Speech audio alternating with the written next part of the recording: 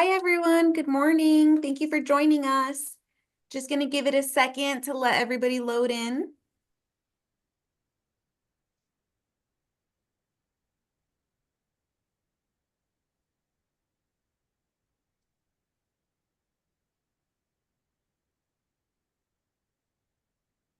Wow, we've got a lot of us today.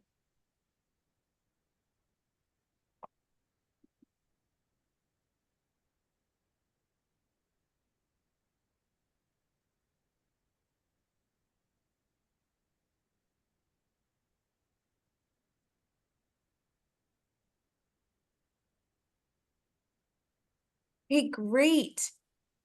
Okay, thank you. Thank you all for joining us today. It looks like most of you have loaded in, so I think we can get started.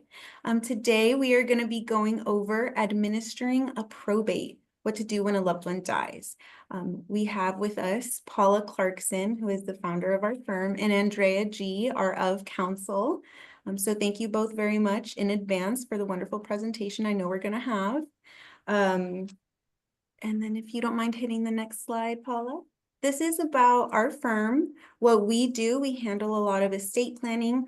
All of us here on this webinar in the estate planning department.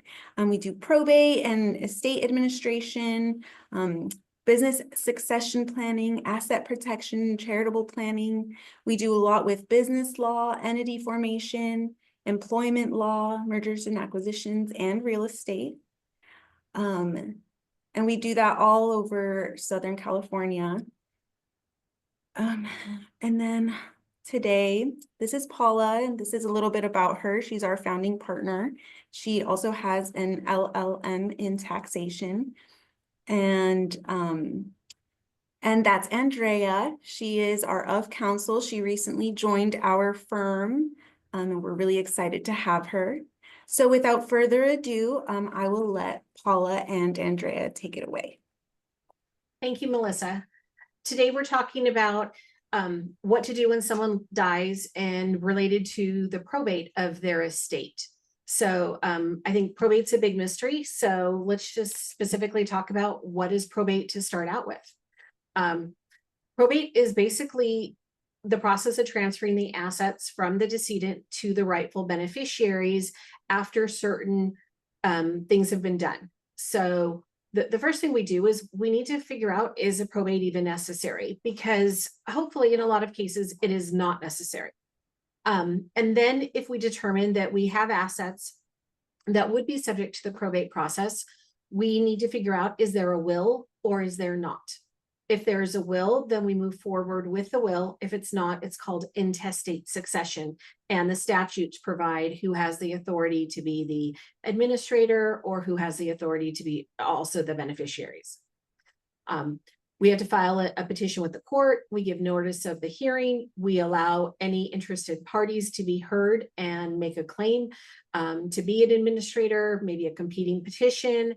And then once they're appointed, they're the administrator, or if there is a will, we call it an executor. They are subject to collecting all the assets, managing the assets. They may need to liquidate assets, for example, sell houses, cars, things like that. They need to make sure all of the decedent's debts and taxes are paid. And then they'll be able to make a final petition to the court to distribute the assets and confirm with the court that the estate is in a position to be distributed. So the process is fairly similar to a trust administration, except the court has to be involved. So, but we're going to go through differences, the nuances and things. So the first question that we always ask, is a probate necessary? So probate is necessary when assets are held in the decedent's name alone, or if they have their community property, they may have a tenant in common, like a real estate that is owned with someone else, that is considered their asset. And it can be any asset. It's going to be jewelry, real estate, stocks, retirement accounts, whatever it could be, if the value exceeds $184,000. So assets that aren't subject to probate are joint tenancy assets. Sometimes that is real estate. or community property with right of survivorship. Those would automatically go to the surviving joint tenants or the spouse when it's community property with right of survivorship. If you have assets in the revocable living trust, then those assets are not subject to probate. If the assets have beneficiaries such as life insurance policies, IRAs, 401ks, those pass automatically to those beneficiaries and they're not included. And then if there's also accounts that maybe the decedent was holding in trust for another person, or we often see they're called POD or TOD, payable on death or transfer on death accounts. That's basically the same thing as a beneficiary designation, but those are more prevalent in maybe checking accounts, mutual funds, different things like that. So because all of these methods transfer automatically to the beneficiary listed, the payable on death beneficiary, or the other joint tenant, these types of assets would not go through probate. But you do have situations, we have a probate right now that the decedent had an IRA, but failed to name a beneficiary. So because there is no beneficiary, we're having to go through probate on the asset because it exceeds the $184,500 limit. So I'm going to talk for a brief moment about some alternatives to a full probate proceeding in the probate court. One of those is what we call a spousal property petition. If you have assets that were the community property of a married couple and one of the married couple dies, if those assets were held in community property, there is a provision that allows you to go to the court and say, Your Honor, I'm the surviving spouse. This is community property, and the community property should pass to me as the community property spouse. This would not be a method that would be useful for separate property. You can also use a spousal property petition where assets were owned by the decedent and they may not have been community property. They may have been the deceased spouse's separate property, but the will states, I want everything to go to my spouse if he or she survives me. In that circumstance, you can bypass the probate process and you can file a spousal property petition where you receive a court order transferring everything to the name of the surviving spouse without a full probate. Another alternative to assets passing without a probate is using a small estate affidavit. Paula referred to this a little bit earlier, but if the total market value of the assets that are subject to probate, things that don't have beneficiary designations or aren't in a trust, is less than $184,500, that is not something that can be reduced if there's a loan on it. It needs to be the fair market value. If 40 days have passed after the decedent has died, the people who would be entitled to those assets, which would be the beneficiaries under the will or the heirs, if there is no will, can file a sworn affidavit swearing that 40 days have passed, that they are the successors in interest, and the bank or the institution that has control over those assets is allowed to transfer those assets to those people. Under that circumstance, if there are any debts of the decedent, the people who receive the assets through the affidavit process would be responsible for those debts up to the amount they received through that process. Okay, so let's talk about what happens when you have a will. So if the decedent created a will, we need to look and find out first, is there an original will? We always have to submit the original will to the court, and then is the will properly executed? In California, the will needs to be executed in front of 2 witnesses who sign at the same time as the decedent, and there is a specific language that they need to acknowledge when they execute the will. Then we also determine who the beneficiaries are. They could be members of the family, or they could be different, which we call heirs, or they could be different beneficiaries as well. So we need to look and see if they're all the same people, if there are different people that we need to add outside of the family. And in order to start the probate process, we need to get everybody's names and addresses, because they are entitled, anybody that is a beneficiary or as an heir, legal heir of the decedent, such as spouse or children, or if they don't have a spouse or children, it might be parents, it might be siblings, are entitled to a copy of the probate petition, which includes the will. And then we need to look and see if there's any requirements that the decedent had to either include in their estate, distributions maybe to a prior spouse because of a settlement. We'll see that often, that maybe there was life insurance or they were required to leave them a specific amount. So we always want to look at all the scenario related to that.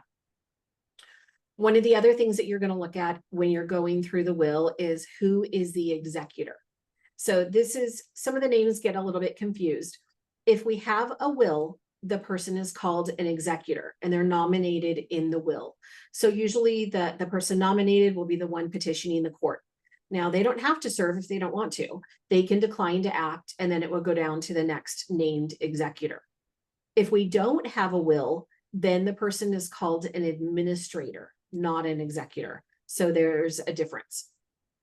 And we use a general term of personal representative. It encompasses both executor and administrator. And if there is no executor in the will, or there is no will at all, then the probate code will give us priority for who gets to be appointed, usually the spouse first and then the kids and things like that. Or the person with the priority can appoint someone. We had an issue recently where the two children were the survivors and neither of them wanted to do it and they appointed a third party. So that's perfectly reasonable as well. But regardless of whoever petitions, then all of the beneficiaries listed in the will and heirs are entitled to be notified, even if the heir is not a beneficiary. We have what's called intestacy succession. This is when there is no will. So you still file probate whether you have a will or not. The will just determines who gets to be the executor, who are the beneficiaries. And if you don't have the will, then we look to statute to determine who can be the administrator, who are the beneficiaries. And it can get complicated depending on who the family tree is. Here's just a quick summary. You know, if there's a spouse and one child, you know, community property, the spouse gets 100%, but separate property, the spouse and the child split it. So, excuse me. So we're looking at, you know, who's involved. Are the assets community property? Are they separate property? And it really just is determined based on who the person is in the bloodline. And again, this only applies if there is no will that spells out who the beneficiaries are. So Paula, if you don't mind my making a comment here on that last slide that you were on, you'll see here that there's a community property column and a separate property column. If the community property where there's no will is going to the spouse, you might file a spousal property petition for the community property portion of the assets, and then you would file a probate petition for the separate property portion of the assets.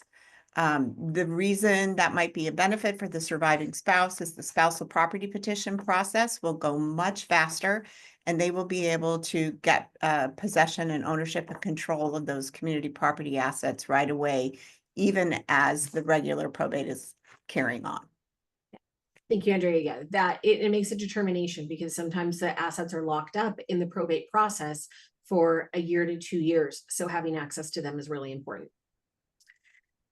When we're looking at that personal representative, just like as a trustee, the personal representative has a fiduciary duty to the beneficiaries to be loyal to all of them, to deal impartially with all of them, to not act in any way that is a conflict of interest, not to use the assets for their personal benefits, not to delegate duties and different things like that. It's a very serious job, and the personal representative has a lot of liability if they are not doing their job correctly with managing, protecting, controlling the assets during their tenure.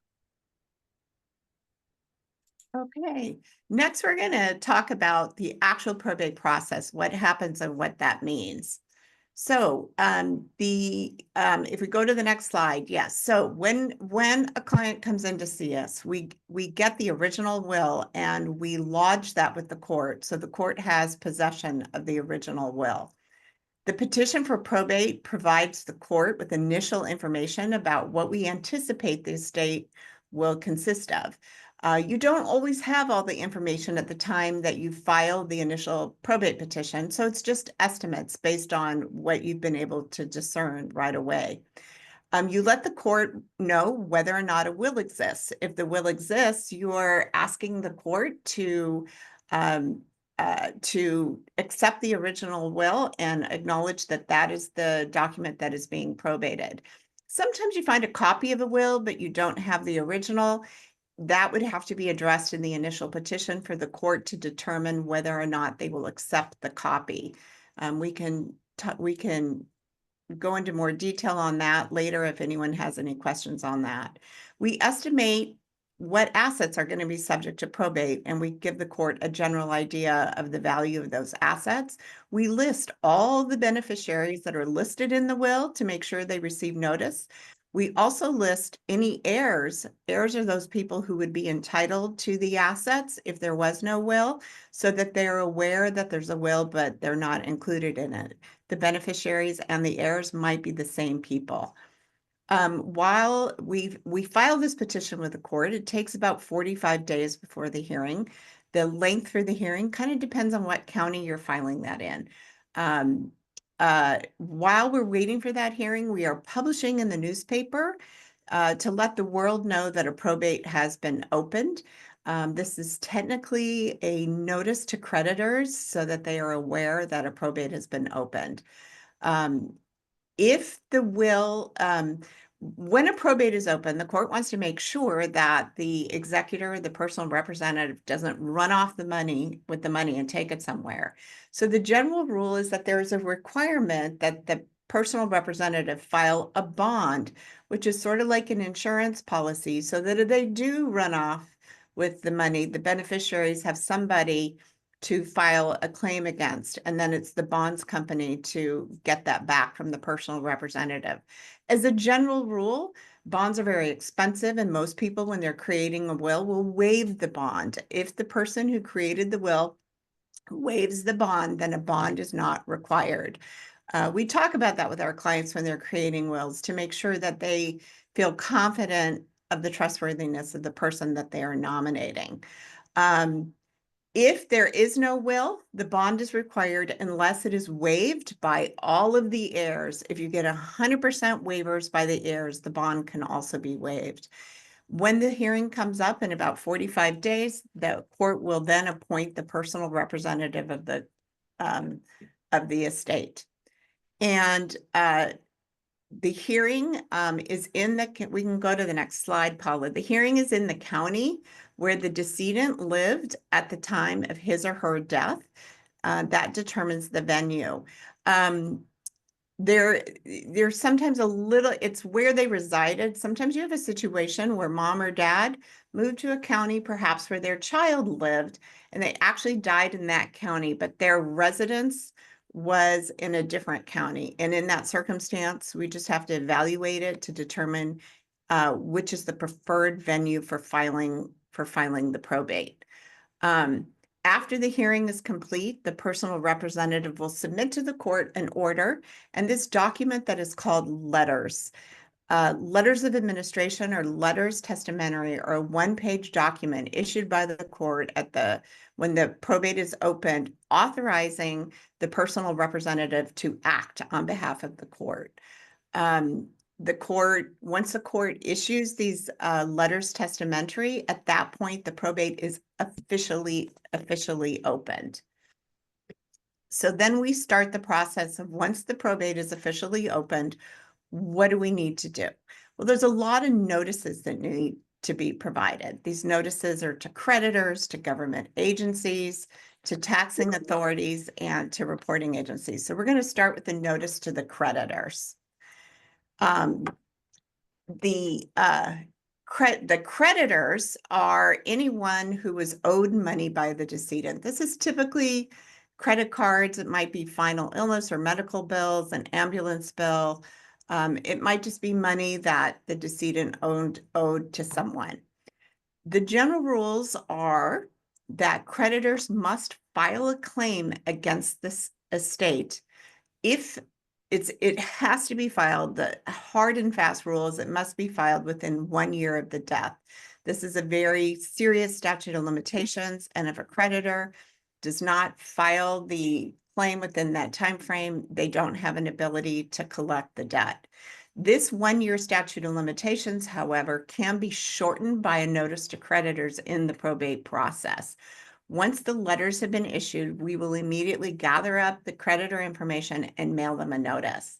They are required to file a claim within 4 months of the letters being issued or within 60 days of them receiving the notice. So if the notice went out immediately after the letters were issued, they have 60 days to file that creditor, to file those creditor claims.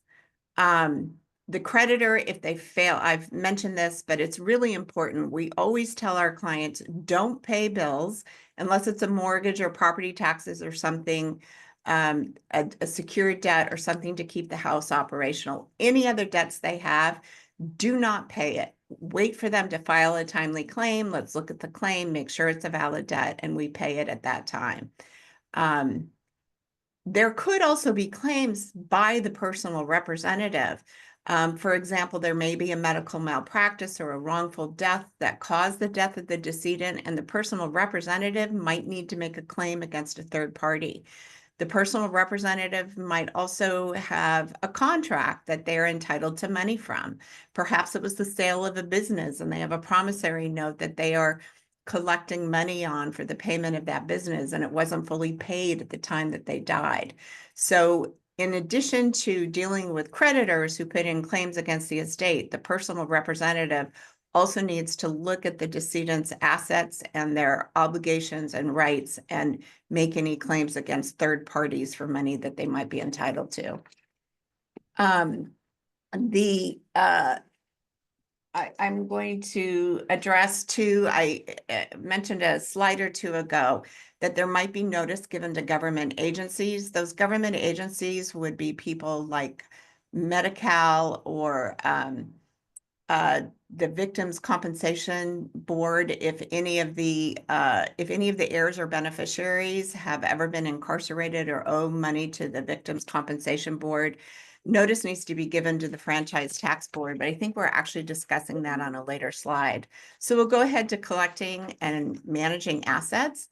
The biggest responsibility of the personal representative is to go collect and secure the assets using the letters testamentary or letters of administration.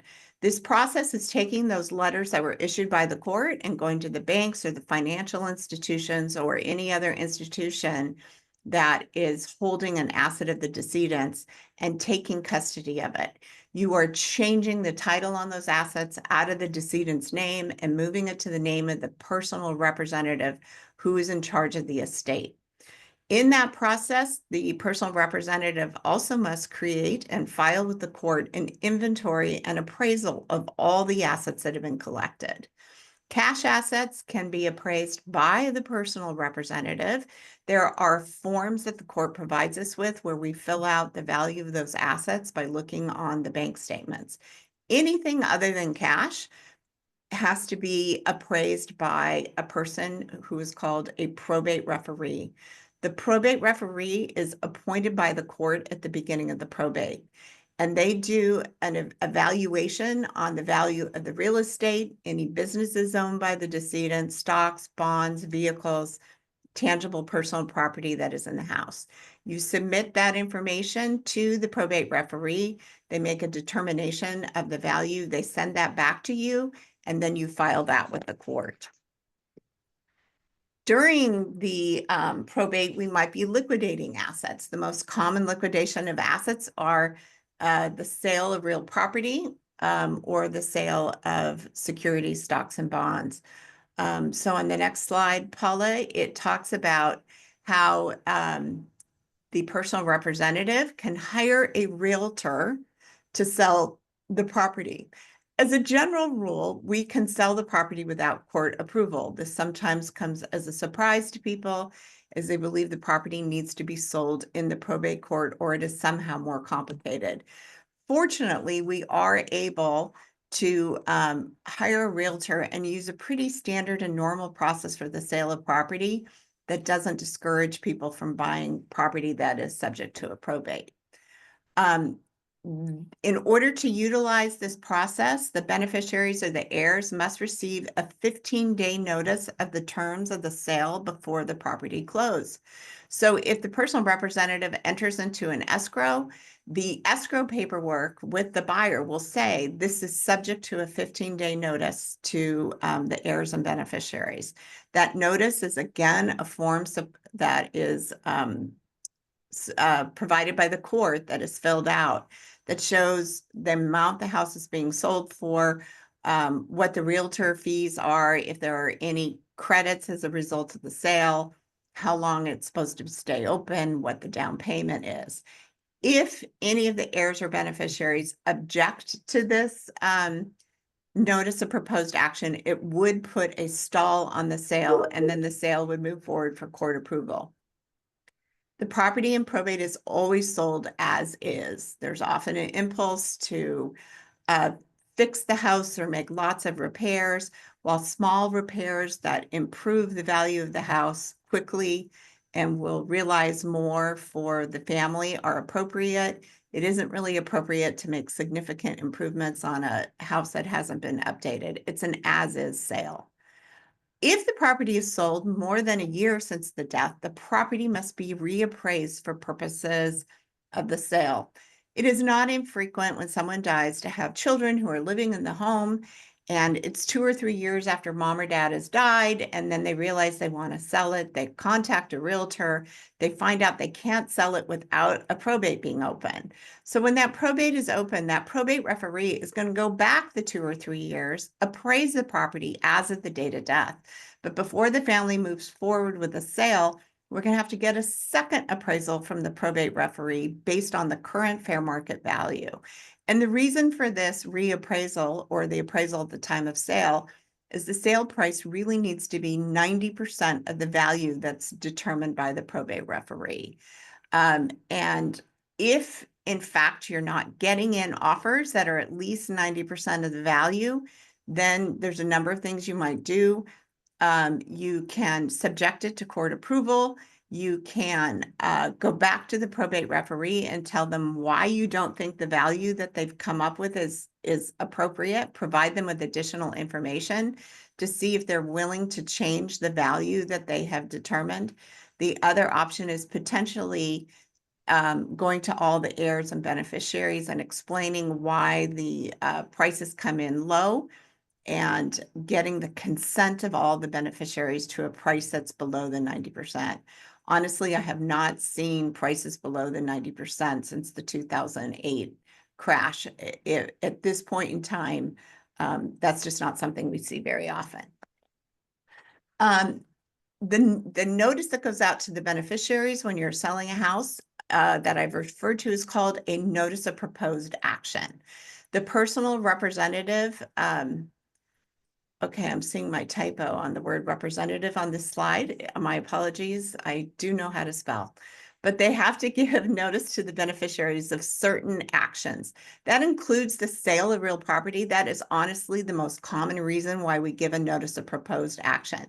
But if you're selling a decedent's business, or if there's some unusual reason, which doesn't happen often, why you need to borrow or encumber estate property in the probate process, if you are transferring real property to someone who had an option to purchase that property under the will, or even under a business buy-sell agreement that was in place at the time of the death of the decedent, these are the types of things where you can't just do it without giving a notice of proposed action to the beneficiaries.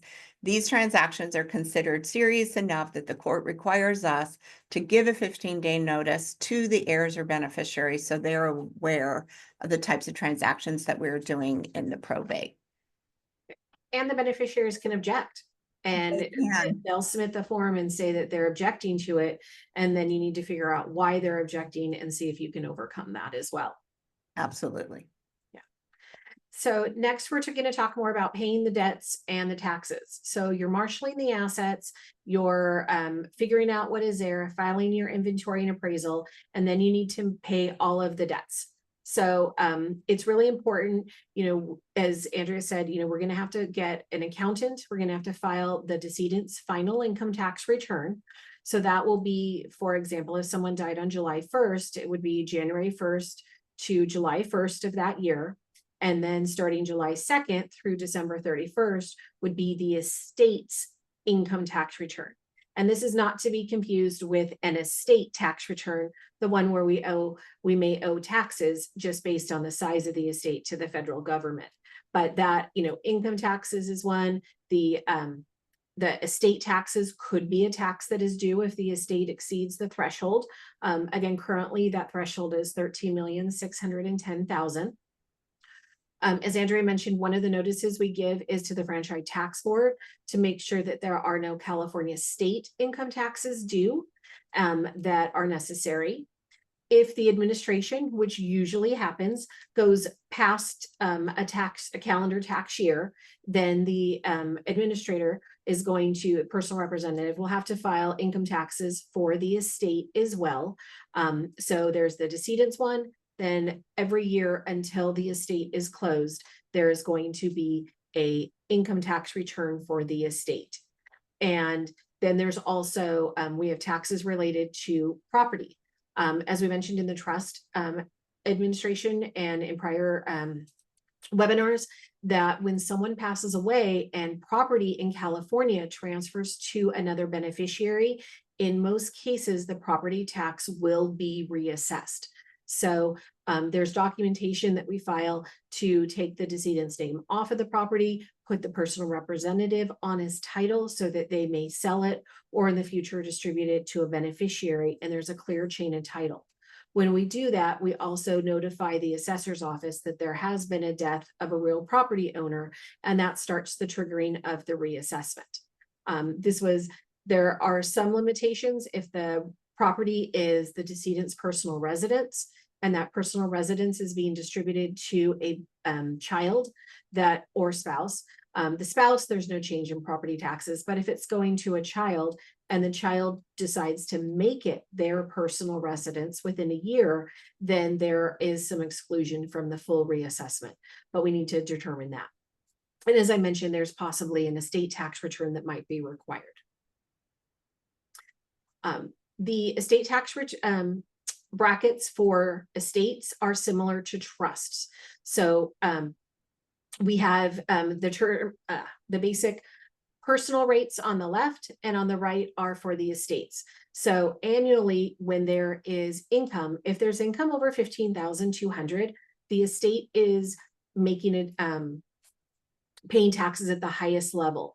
So unfortunately, during the probate process, we're not allowed to make any distributions until the final petition is approved. So there might be an issue that there are income taxes. Now, one of the things that is a benefit, sadly, when someone passes away, is all of their assets get what we call a basis adjustment. So that means that if your dad dies and he bought his house for $75,000, but now it's worth $900,000. Once the property is appraised by that probate referee, that is what's considered the new cost basis. So our new cost basis in this example would be $900,000. If the the personal representative sells the property for $900,000, there is no capital gain on it. In fact, there actually usually ends up being a loss by the time you bring in all the realtor expenses and things. So that can help save a lot of taxes. And basically every asset that goes through the probate gets a basis adjustment, except for retirement accounts like 401ks or and IRAs. So it's very important to look at the brackets. A contrast to a trust, where annually a trustee can maybe make preliminary distributions of that income to the beneficiaries so that they're paying a lower tax bracket on that same income. we're not allowed to do that within a probate because no distributions can be made until it's finished. Once we've marshaled all the assets, made sure all the debts are paid, then we're in a position to close the estate. So people often ask, how long is the probate process? So, I mean, some estates we can try to do fairly quickly.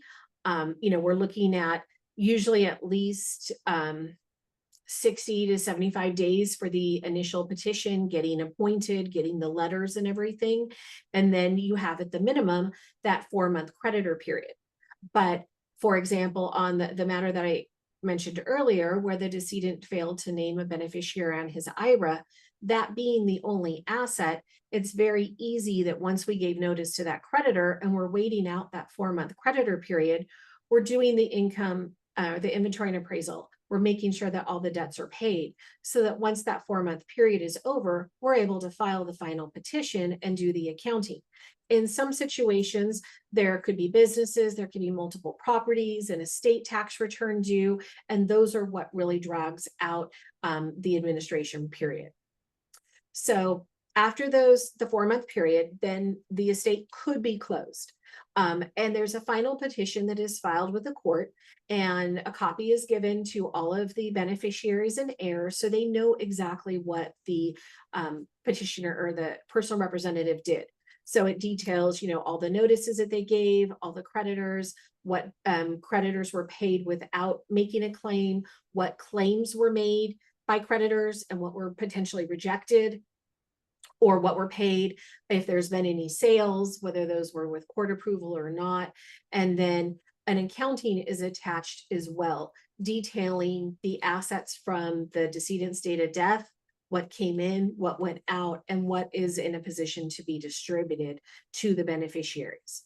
Usually when we're doing that final accounting, because there's usually a final income tax return that needs to be filed, we're always asking the court to hold back a little bit. It might be like $10,000 or $15,000. We usually don't expect there to be income due on that final income tax return because we have distributed, 90–95% of the assets and are really only holding back enough money to pay for the tax filing fees.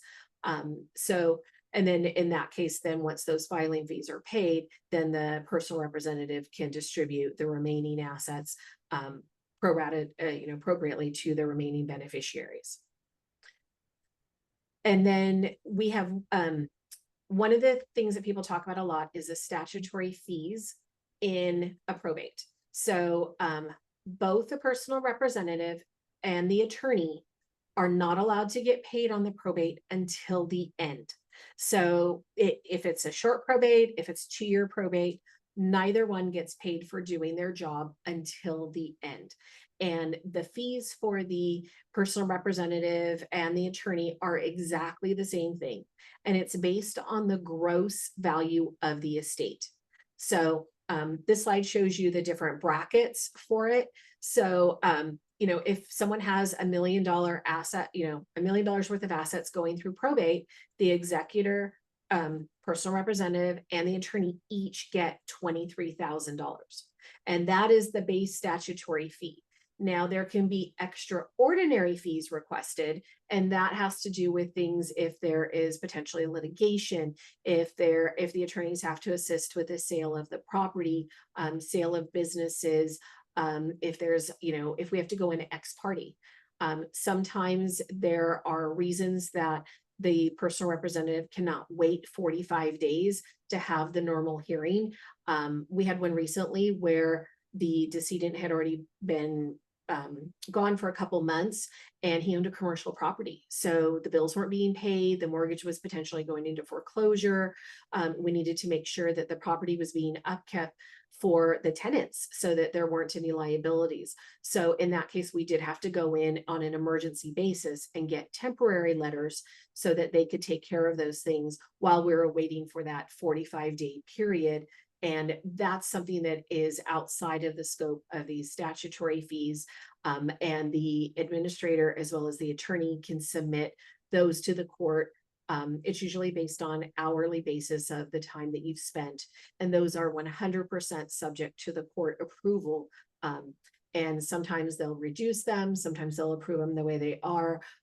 So it's very, very important for the personal representative to keep track of the things that they've been doing, in case there is anything that may fall into that area.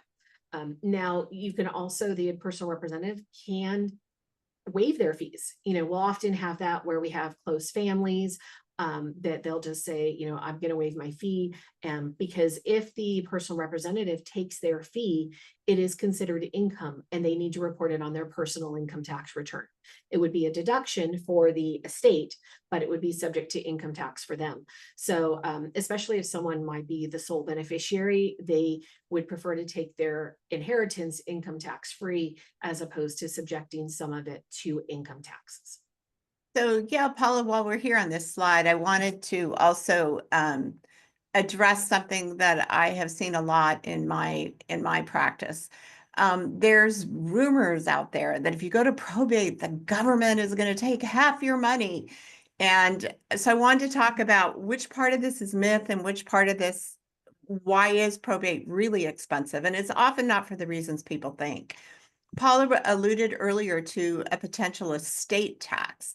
When I started this job, if you had more than $600,000 in assets, anything in excess of 600,000 was subject to estate taxes, which could go up to 55% relatively quickly. Over time, that has changed. As Paula mentioned, today you can have $13,610,000 without being subject to estate taxes. So there's been a huge change in the amount you can have without being subject to estate taxes. And I think there was this idea that the estate taxes, which are imposed by the IRS, are somehow related to probate. And people somehow think that if you have a trust, you will avoid these, and that is a probate expense. So I always have to clarify for my clients, those are separate issues. For the most part, most of us don't have $13,600,000, and we're not worrying about estate taxes. So I like to explain to people that the fees and costs involved with the probate are usually somewhere between $2,500 and $3,500 in like hard costs, filing fees with the court, paying a newspaper for the publication. The largest fee that's involved with the probate are these statutory fees or extraordinary fees that are paid to the executor and the attorneys. They are not 50% of the estate. They are substantially less, yet they are very large. The same time when I started this job, a house in Orange County might cost $200,000, where today it costs 1.5 million in some cases for, a house that is not even that big. As a result of that, over the years, the amount of the statutory fee has gone up because it's related to the gross fair market value of the house. So in the last 30 years, as time has passed, we see these statutory fees being substantial. Sometimes they are worked for the attorney and the personal representative spend an extraordinary amount of time, and they aren't even fully compensated for all the work that they've done. But sometimes if a probate is a very simple and straightforward probate, it's possible that the family would have saved money if the assets had been in a trust and gone through a trust administration. On this same issue of money, sometimes people think if they create a trust, we don't owe any probate fees and we won't have to pay anything when someone dies. And that isn't correct either, because when someone dies, a lot of these things we've talked about today are you need help from an attorney. There's trust administration that has to go on, as well as trustees' fees, but they are often much less expensive than the fees you see here on this slide, which is one of the reasons why we encourage clients to avoid probate, to avoid these full fees and pay something less significant. So with that, I was going to quickly summarize what we talked about today, the process of what happens. The first thing you do is you determine if a probate is necessary, find out if there's a valid will, or if there's no will, what is the method that you go to the court to start the probate process. You give notice to creditors and to beneficiaries, allowing them to participate in the process. You collect and manage the assets, you liquidate the assets when necessary or appropriate. You pay the valid debts and taxes and expenses.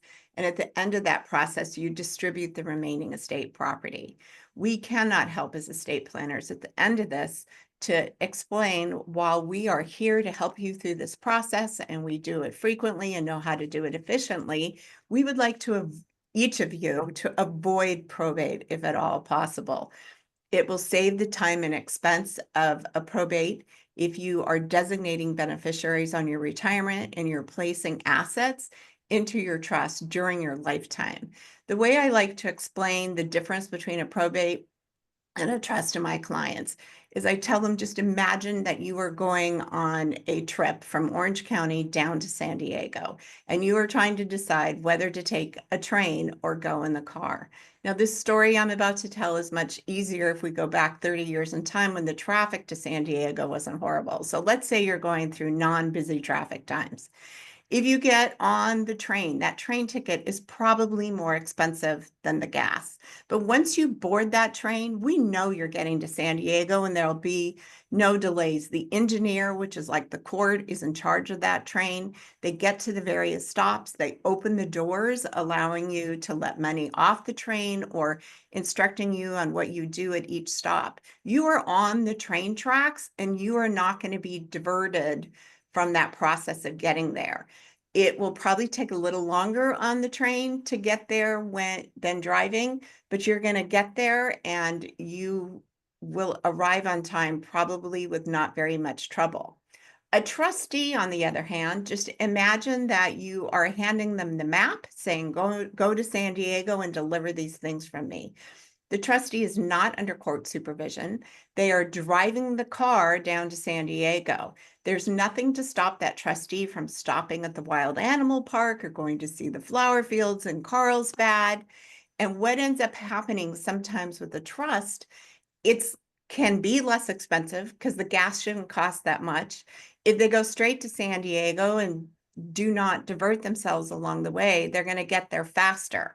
And that is a better way to go. But I tell my clients, just make sure when you are appointing a trustee, you are appointing someone who is capable of and has the skill set to follow those instructions to get to San Diego quickly.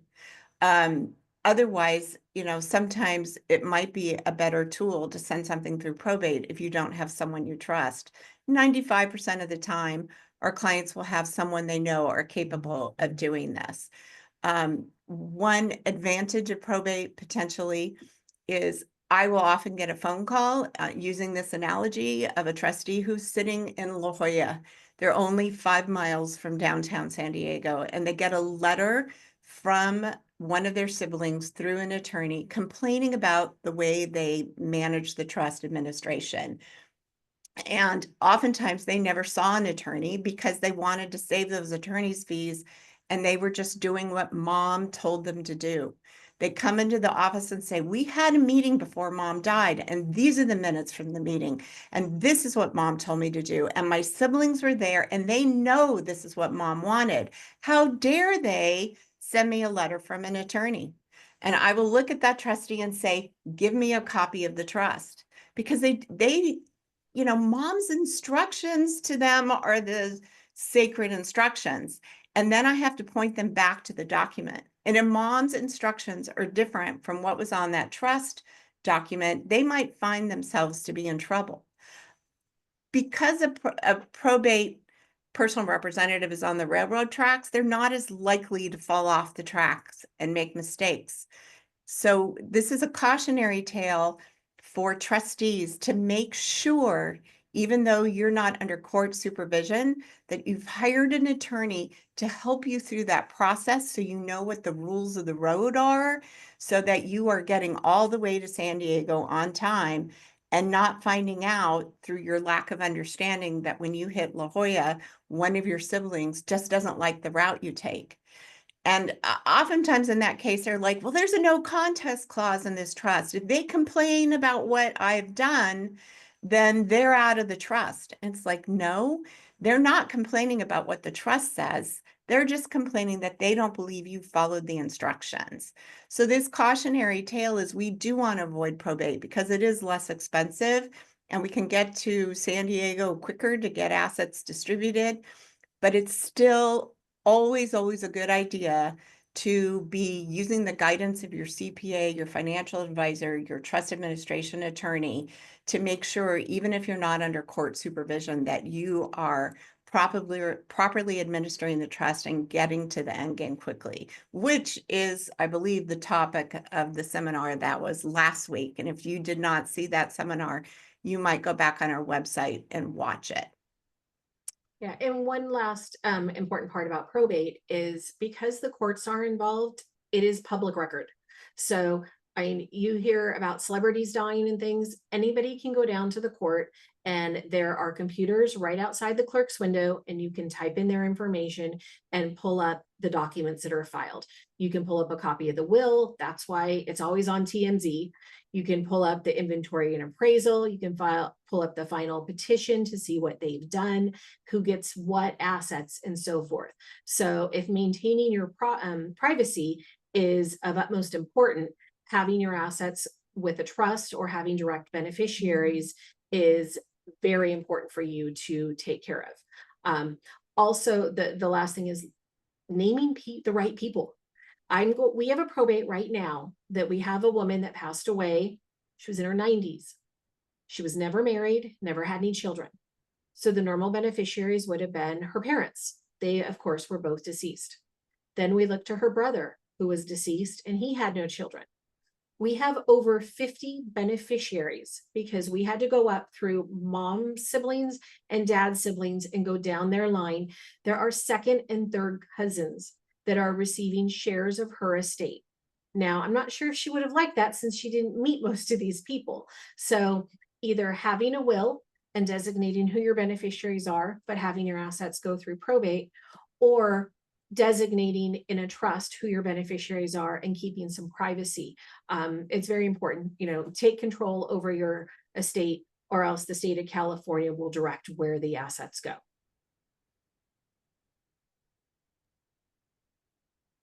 Excellent. Well, thank you so much to both Andrea and Paula for the massive amount of knowledge that they just shared with us. At this time, we're going to be opening up the floor for questions. We are a little limited. Our webinar does end at 1, but if you have any questions you would like us to answer, please use the Q&A feature there, and you can go ahead and submit anything. I got one question that was about what happens to cars that the decedent had. So the cars go back to that limit of the 184,500. So if someone passes away and the only thing in their name alone is their car, then the next thing we look at is what is your value? Usually the cars can avoid probate because they're a depreciating asset.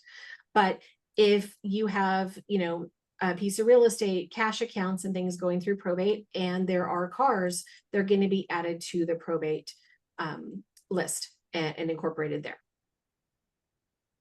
Great, thank you, Paula. Okay, so the next question we have is, will my assets go through probate if I have a trust? Hopefully not. And that comes back to, is your trust properly funded? So having a trust is not the end all. You actually have to retitle your assets and put them in the trust. So for example, we help our clients, we always prepare the deed transferring their real estate into their trust. That's called funding it.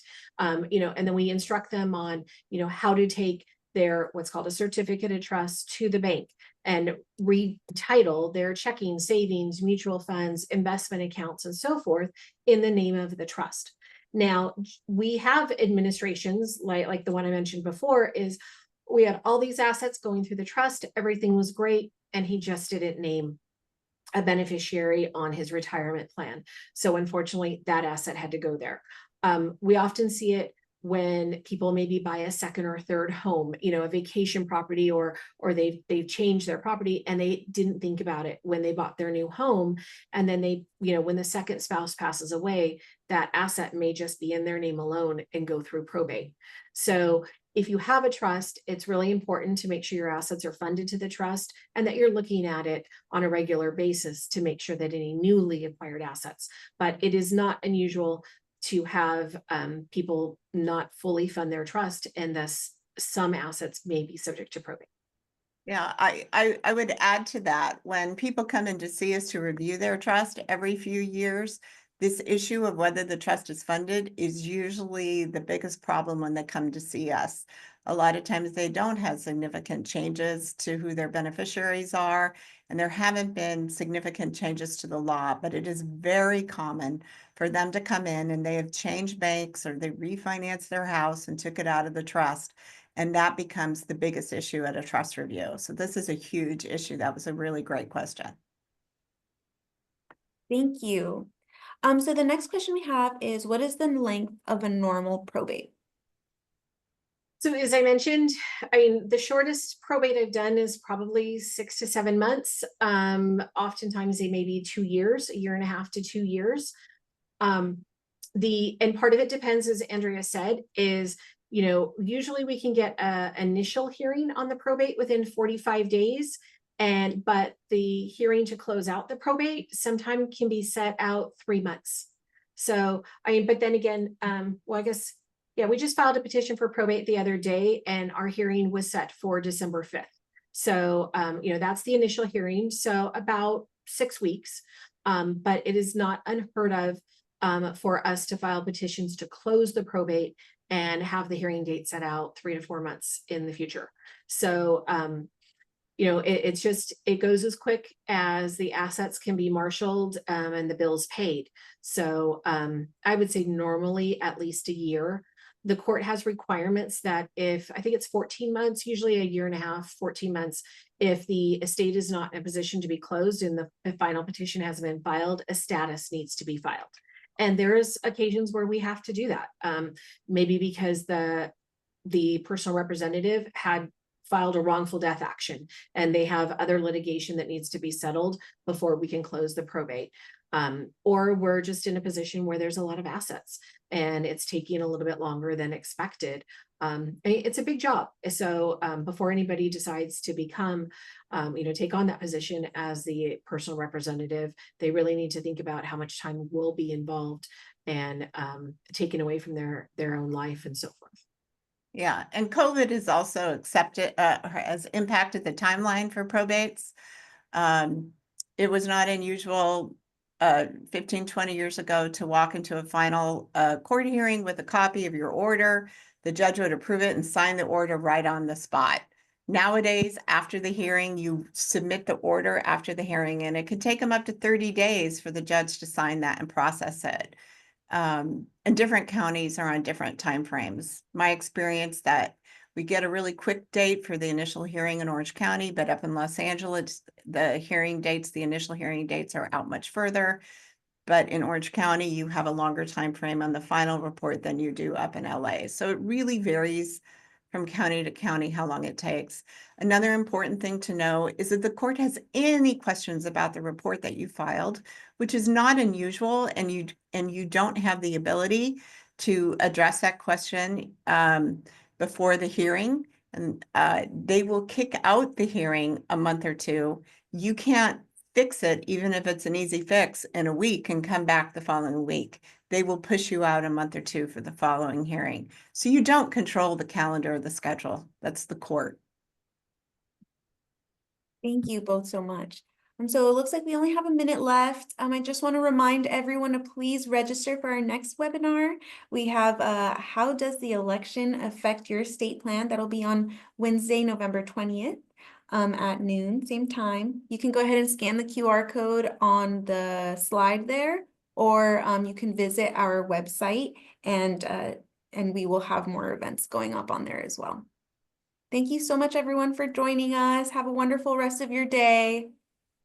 Thank you. Thanks.